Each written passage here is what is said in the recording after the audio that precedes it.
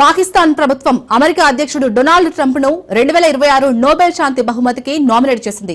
ఇటీవల భారత్ పాకిస్తాన్ మధ్య నెలకొన్న యుద్ధ పరిస్థితుల నేపథ్యంలో ట్రంప్ నిర్ణయాత్మక దౌత్య జోక్యం కీలక నాయకత్వం వహించారని, ట్రంప్ భారత్ పాకిస్తాన్ మధ్య అణుయుద్ధాన్ని నివారించడంలో సహాయపడ్డారని పాకిస్తాన్ చెప్పుకొచ్చింది.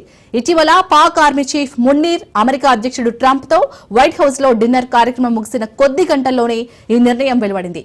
పాకిస్తాన్ ప్రభుత్వం తమ నామినేషన్ ను సోషల్ మీడియా ప్లాట్ఫారం ఎక్స్ ద్వారా ప్రకటించింది.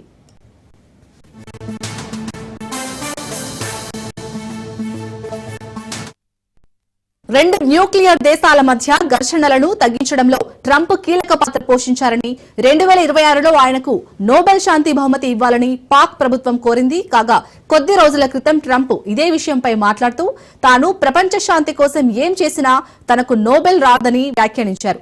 ఇదిలా ఉంటే ట్రంప్ ను పాకిస్తాన్ నోబెల్ శాంతి బహుమతికి నామినేషన్ చేయడం చర్చనీయాంశంగా మారింది. కొందరు దీనిని దౌత్య వ్యూహంగా భావిస్తుండగా మరికొందరు భారతదేశాన్ని రెచ్చగొట్టే ప్రయత్నంగా లేదా ఇరాన్ ఇజ్రాయెల్ సంఘర్షణ సందర్భంలో వ్యూహాత్మక కదలికగా చూస్తున్నారు.